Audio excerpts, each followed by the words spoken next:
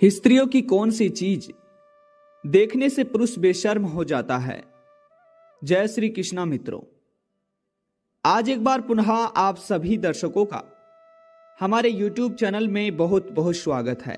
बंधुओं, आखिर एक स्त्री का कौन सा अंग, स्त्री की कौन सी चीजें देखने से पुरुष चरित्रवान से चरित्रहीन हो जाता है। बंधुओं, कहते हैं कि एक स्त्री हमेशा से ही आकर्षक रही है। कहते हैं कि स्त्री की सुंदरता ही उसके मूल्यवान होने का अभाव कराती है। बंधुओं, आज का हमारा जो प्रसंग है यह बड़ा ही ज्ञानवर्धक है। आखिर स्त्री की कौन सी चीज देखने से पुरुष बेशर्म हो जाता है, उसको मोह कर बैठता है, उस पर मन मिटता है। बंधु, प्रसंग के साथ प्रसंग की समाप्ति तक बने रहे। जो भी भाई बंधु हमारे इस चैनल पर पहली बार मेहमान बंधु बनकर आए हैं, तो उन सभी से निवेदन है कि चैनल को सब्सक्राइब अवश्य करें। बंधु, आप केवल हमारे दर्शक ही नहीं, आप हमारे परिवार की तरह हो। आपके केवल एक सब्सक्राइब करने से हमारा परिवार बढ़ता है। प्रिय दर्शकों, हो सके तो आज के इस प्रसंग को अपने मित्रों बंधुओं तक शेयर अवश्य कीजिएगा, ताकि उन्हें भी इस ज्ञानवर्धक और प्रेरणादायक प्रसंग का लाभ प्राप्त हो सके। बंधु, हमारे इस चैनल पर दी गई कोई भी जानकारी कभी भी जीवन में व्यर्थ नहीं जाती है। बंधु, जीवन में कहीं ना कहीं आगे चलकर काम आ ही जाती है। तो आइए, आपका ज्यादा समय बर्बाद ना करते हुए आज की इस प्रसंग में एक कहानी के माध्यम से आपको इस बात का जवाब देते हैं कि आखिर स्त्री की कौन सी चीज देखकर एक पुरुष उस पर मर मिटता है। बंधु, एक बार एक अनंतपुरी राज्य में एक राजकुमार रहा करता था। बंधु, राजकुमार अपने राज्य में रह रहकर बोर हो जाता है। बंधु, एक बार की बात है, अनंतपुरी के राजकुमार थोड़ा घूमने के लिए अपने घोड़े पे सवार होकर दूसरे राज्य की ओर चले जाते हैं। बंधु, जब राजकुमार दूसरे राज्य की तरफ जाते हैं तो रास्ते में राजकुमार को एक बहुत ही सुंदर एक बाग दिखाई देता है। बंधु, जब राजकुमार को वह बगीचा दिखाई देता है तो राजकुमार उस बगीचे में थोड़ा घूमने के लिए और उसकी सुंदरता को देखने के लिए बगीचे के पास जाते हैं। बंधु, जब राजकुमार बगीचे के पास जाता है तो बगीचे के गेट पर पहुंचकर, द्वार पर पहुंचकर राजकुमार उन द्वारपालों से कहता है कि मुझे अंदर जाने दो, मैं अनंतपुरी राज्य का राजकुमार हूं। बंधु, फिर उसी समय वे सभी द्वारपाल राजकुमार को प्रणाम करते हैं और राजकुमार से कहते हैं कि महाराज, खैर हम आपसे क्षमा चाहते हैं और हम आपका इस बगीचे के लिए स्वागत भी करते हैं, परंतु हम आपसे क्षमा चाहते हैं कि हम आपको अंदर जाने से मना कर रहे हैं। हे राजकुमार, ये जो बगीचा है, यह बगीचा हमारे इस राज्य के राजा साहब ने अपनी पुत्री के लिए बनाया है। हे प्रभु, अगर हम उनकी बिना इजाजत के आपको इस बाग के अंदर जाने देंगे तो हमें फांसी भी लग सकती है। हे राजकुमार, हमें क्षमा करें। बंधु, उसके बाद में अनंतपुरी का राजकुमार उन द्वारपालों से कहते हैं कि सुनो, एक बार जो हमने ठान लिया और एक बार जो हमने सोच लिया तो समझो वह होकर ही रहेगा।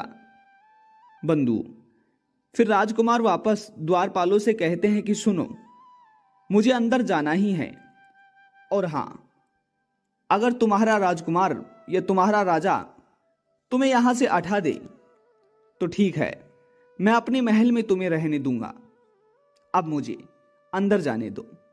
बंधु, फिर द्वारपाल राजकुमार से अंदर जाने के लिए कह देते हैं, परंतु द्वारपाल कहते हैं कि हे राजकुमार, आप अंदर तो जा रहे हो, परंतु जैसे ही राजकुमारी आपको आते दिखे तो आप कहीं छिप जाना। बंधु, उसके बाद में वह राजकुमार उस बगीचे के भीतर घूमने लगता है। राजकुमार देखते हैं कि बगीचे के भीतर काफी अच्छे अच्छे पेड़ पौधे, फूल और पत्तियां थी। राजकुमार देखते हैं कि उस बगीचे में गहरे फूल वाले पेड़ हैं, पौधे हैं। उस बगीचे में विश्राम और ठहरने के लिए काफी सारे कुंभ बनाए गए हैं। बंधु, उसी के बाद में राजकुमार यह भी देखते हैं कि उस महल के पास में स्थित उस बगीचे में भिन्न भिन्न प्रकार के और अलग अलग जाति प्रजाति के पौधे हैं। बंधु, इस तरह से वहां पर राजकुमारी के रहने के लिए भी एक छोटा सा भिन्न भिन्न प्रकार के पौधों से निर्मित एक छोटा सा घर भी बनाया गया है।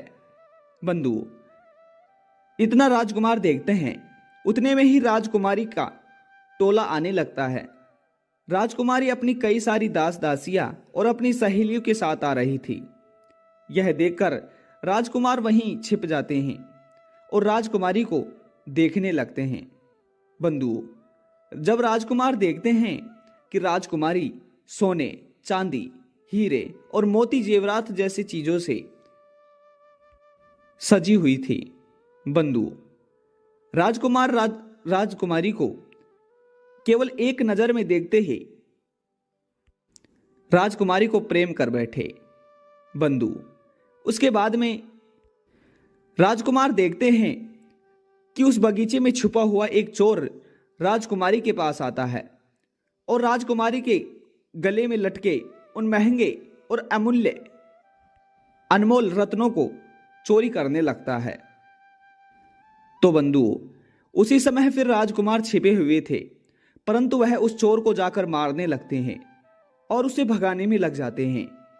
बंधु, उसी समय राजकुमारी राजकुमार को रोक देती है और कहती है कि सुनो, सबसे पहली बात तो आप कौन हो?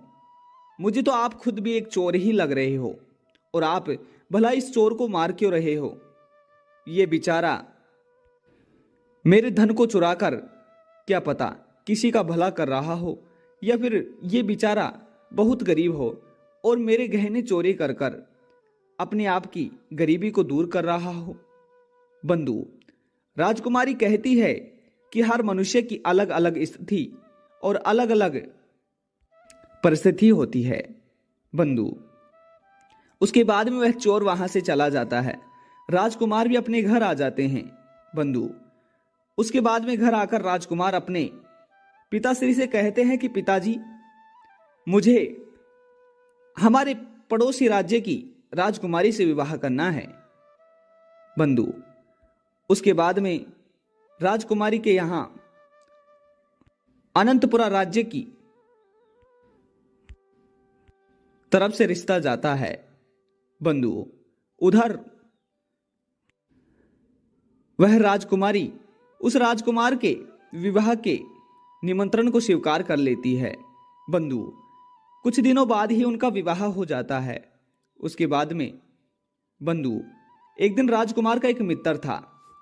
राजकुमार का मित्र राजकुमार से कहता है कि हे मित्र, आपकी जो पत्नी है, हमारी जो भाभीसा है, वो बहुत ही सुंदर है, परंतु मुझे ऐसा लगता है कि आपने भाभीसा में रानी साहिबा में कई सारी खूबियां ढूंढी होंगी।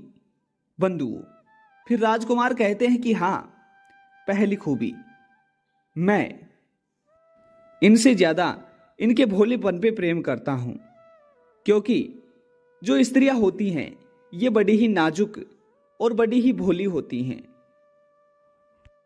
दूसरा, मैं अपनी पत्नी की चाल चलन और स्वभाव से काफी प्रेम करता हूं।